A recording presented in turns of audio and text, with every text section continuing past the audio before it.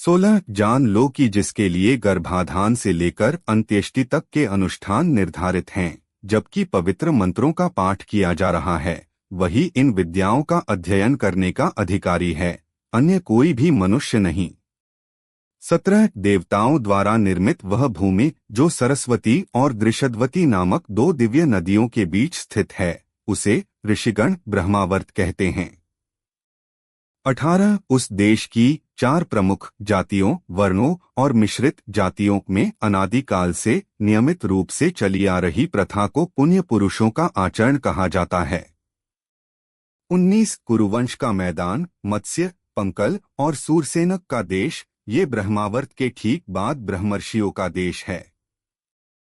20 उस देश में उत्पन्न ब्राह्मण से पृथ्वी के सभी मनुष्य अपने अपने रीति रिवाज सीखें।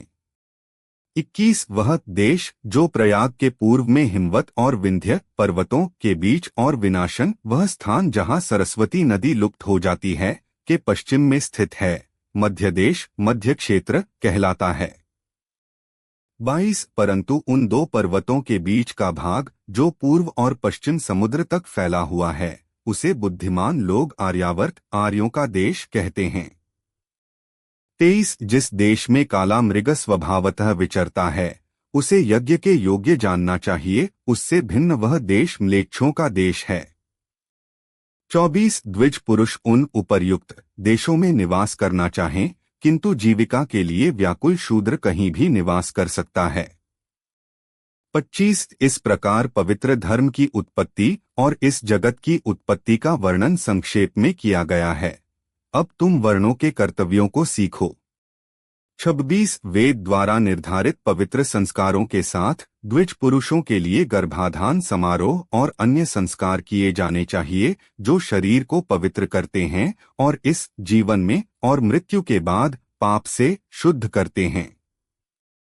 27 माता के गर्भकाल में होमबलि घटाकर्मण, जन्म के बाद का संस्कार, कौड़ा, मुंडन और मूंगी बंधन, मुनगा घास की पवित्र करधनी बांधना द्वारा द्विज पुरुषों से माता पिता दोनों से उत्पन्न कलंक दूर हो जाता है।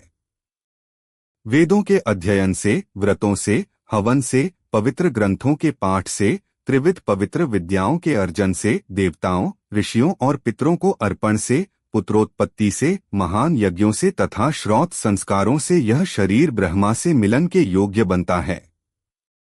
29 नाभितंतु काटने से पहले पुरुष बच्चे के लिए घटाकर्मण जन्म संस्कार किया जाना चाहिए और पवित्र मंत्रों का पाठ करते समय उसे सोना, शहद और मक्खन खिलाया जाना चाहिए। 30 किंतु पिता को नामधेय बच्चे का नामकरण संस्कार 10वें या 12वें दिन जन्म के बाद या किसी शुभ चंद्र दिवस पर शुभ मुहूर्त में शुभ नक्षत्र में करना चाहिए।